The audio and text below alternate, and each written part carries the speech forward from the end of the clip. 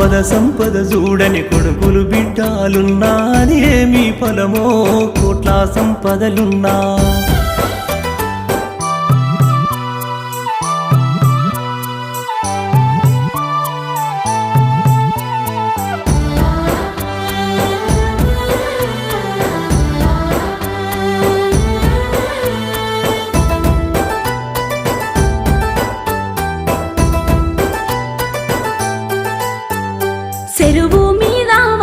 చెరువు మీద వాన పడితే మీ బలమో చెరువు మీద వాన